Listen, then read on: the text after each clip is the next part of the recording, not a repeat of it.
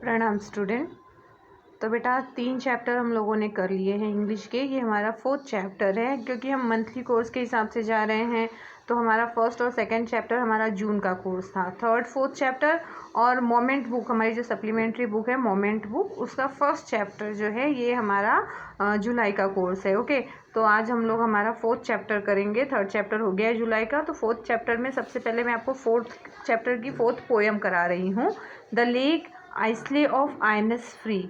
Lake जानते ही हो, लेक किसे कहते हैं ना, जो बड़ा पॉन्ड होता है उसे लेक कहा जाता है।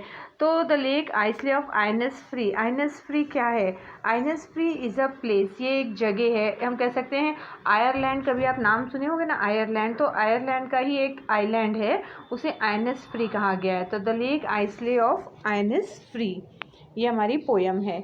This well-known poem explores the poet's longing for the peace and tranquility of Innis Free।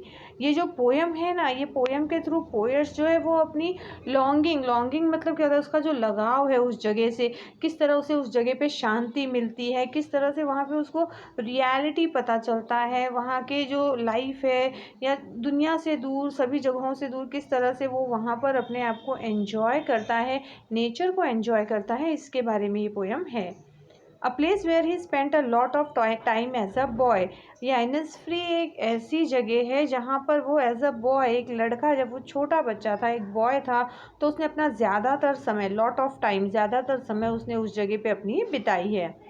This poem is a lyric. Lyric जानते ही हो ना, लिरिक किसे कहते हैं? जैसे जो मतलब स्वर में, सुर में बनता है, इस तरह से ये पोएम है। आप देखोगे ना तो आपको इसमें राइम्स जो हैं वो मिलते जाएंगे। जैसे कुछ पोएम स्टोरी के रूप में होते हैं, तो ये पोएम क्या है? एक लिरिक है। ओके, तो हम अपना पोएम स्टार्ट करते हैं। पोएम के जो पोएट हैं वो हैं विलियम बटलर यीट्स। तो ये अपना थॉट्स रख रहे हैं इस पोएम के थ्रू। I will arise and go now and go to Innisfree. Arise मतलब होता है उठना, तो पोएट कहते हैं कि अब मैं उठूँगा। आई विल अराइज, मैं उठूँगा, एंड गो नाउ, और अब जाऊँगा, and go to Innisfree, और कहाँ जाऊँगा? Innisfree. मैंने बताया आपको Innisfree is a place. And a small cabin build there. Cabin मतलब होता है, इस पोएम में एक्चुअली कैबिन मतलब होता है कुटिया, एक छोटा सा स्मॉल हट हम कह सकते हैं। तो यहाँ पर पोएट जो है वो एक छोटी सी कुटिया बनाएगा अपना। Of clay and wattles made. किसका बनाएगा? क्ले। क्ले किसे कहते हैं? जो गीली मिट्टी होती है उसे, मोटी गीली मिट्टी होती है उसे कहा जाता है। और वेटल्स मतलब क्या होता है? जो पेड़ की टहनियाँ होती हैं ना, पेड़ की जो डालियाँ होती हैं उनसे। तो क्ले और वेटल, क्ले मतलब क्या होता है? थिक वेट मड, मड जो मिट्टी होती है उसे कहा जाता है। और वेटल्स मतलब हम कह सकते हैं ट्री ब्रांचेस, पेड़ों की जो टहनियाँ होती हैं, जो शाखाएं होती हैं उसे। तो उसका वो वहाँ पे एक छोटा सा, छोटी सी अपनी झोपड़ी कह सकते हो, कुटिया कह सकते हो, कैबिन बनाएगा। 9 bean rows will I have there. 9 beans, beans यहाँ पे क्या है? Beans is a vegetable. तो वहाँ पर बीन हम किसको कहते हैं? हिंदी में हम कहें तो सेम, सेम की जो सब्जी होती है। तो 9 बीन मतलब बीन की 9 रोज ऐसा वो वहाँ पे लगाएगा। A hive for the honey cob. Hive किसे कहा गया है? बेटा जो हनी होते हैं, हनी बी जो होते हैं ना, तो हनी बी का जो छत्ता होता है ना, मधुमक्खी का जो छत्ता होता है उसे कहा गया है हाइव। तो वहाँ पर उसके पास क्या होगा? उस छोटे से कैबिन के पास 9 बीन रोज होंगे, और साथ ही साथ हाइव होगा हनी बी के लिए। And live alone in the bee loud glade. अब हनी बी जो है वहाँ पे ग्लेड, ग्लेड मतलब क्या होता है कि जो जंगल का जो रास्ता होता है ना, मतलब ग्रास कवर्ड एरिया, ऐसा एरिया जो पूरा घास से ढका हुआ हो, जहाँ पर पेड़ वगैरह नहीं होते हैं, लेकिन जैसे आप जंगल में जा रहे हो तो रास्ता कैसा होता है? पूरा नीचे घास घास होती है, इस तरह का वहाँ पे जगह होगा, ग्लेड होगा। And I shall have some peace there, for peace comes dropping slow. और वहाँ पर वो क्या चाहता है? पीस। पीस मतलब शांति चाहता है, क्योंकि पीस कैसे आता है? कम्स ड्रॉपिंग स्लो, शांति उसको धीरे धीरे वहाँ पर जाएगा, कोई नहीं होगा।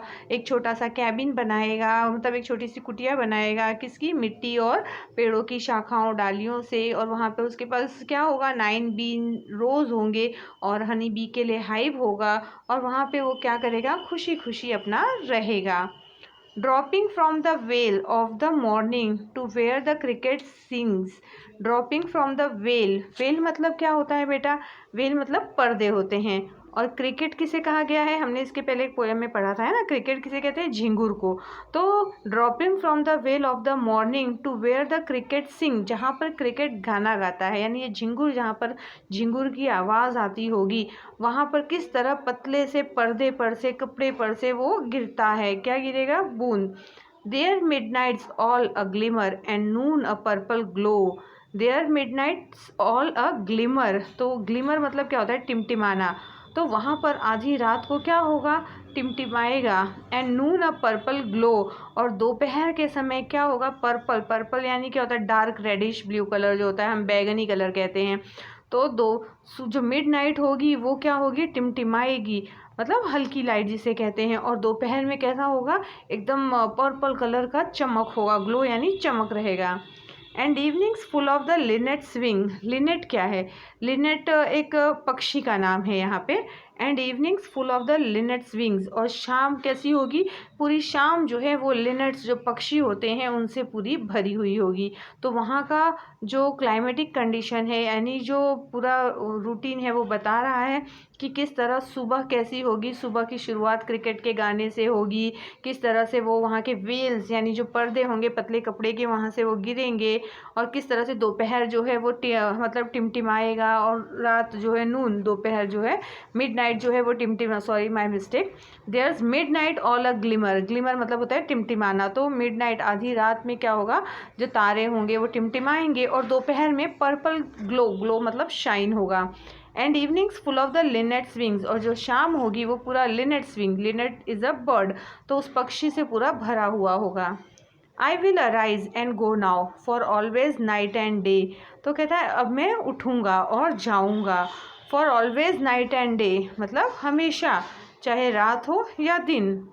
I hear the lake water lapping with low sound by the shore, तो कहता है कि मुझे सुनाई दे रहा है, I hear the lake water lapping, lapping मतलब टकराना होता है, with the low sounds by the shore मतलब किस तरह वो झील का पानी जो है किनारे पे आकर टकराता है, और टकराने से जो आवाज़ होती है उसे वो सुन रहा है। While I stand on the roadway or on the pavement grey, pavement किसे कहते हैं, पगडंडी, जो साइड वॉक होते हैं ना, रास्ता, एक पतला सा रास्ता होता है चलने के लिए। तो कहता है जब मैं रोडवे यानी रोड पर खड़ा हुआ हूँ या पेवमेंट पे खड़ा हुआ हूँ तो मुझे ये सारी आवाज़ें सुनाई दे रही हैं। I hear it in the deep hearts core, तो कहता है कि मुझे ये आवाज़ें जो हैं अपने पूरे मतलब डीप हार्ट्स मतलब दिल की गहराई से, अंदर से, दिल के अंदर से उसे ये सारी आवाज़ें सुनाई दे रही हैं। तो इस पोयम में, पूरे पोयम में एक छोटे से आइलैंड का जिक्र किया गया है। विलियम बटलर जो हैं वो एक छोटे से, इस पोयम के थ्रू एक छोटे से आइलैंड, आइनेस फ्री जो जगह है उसके बारे में बताते हैं कि किस तरह से वो मतलब उनका जो बचपन है, बचपन के जो दिन है वो वहाँ पर गुजरे हैं, किस तरह से वहाँ पे वो शांति की तलाश में जाते हैं। वहाँ का एनवायरनमेंट वो डिस्कस करते हैं कि एनवायरनमेंट कैसा है, पूरा नेचुरल और पीसफुल होता है, बहुत ही शांत माहौल वहाँ पे होता है।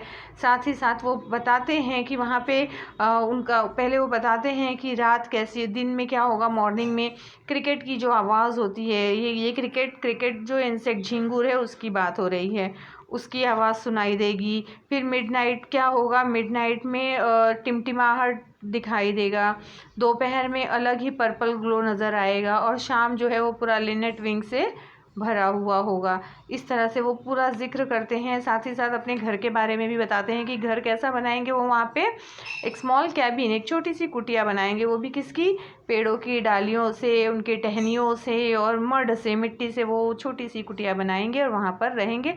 और वहाँ पे उनके पास क्या होगा, 9 बीन्स रो होंगे, और उसके अलावा और क्या होगा, वहाँ पे हनी बी के लिए हाइव होगा।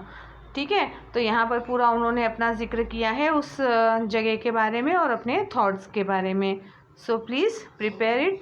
और एक बात और कि आप लोगों के यूनिट टेस्ट आ रहे हैं, तो जो भी PDF वगैरह जाए या लेसन रीड करते रहना, लेसन के अंदर से भी क्वेश्चन आंसर पूछे जाएंगे, और आपका यूनिट टेस्ट इस महीने के एंड में आएगा, तो प्लीज़ उसको प्रिपेयर करना। प्रणाम।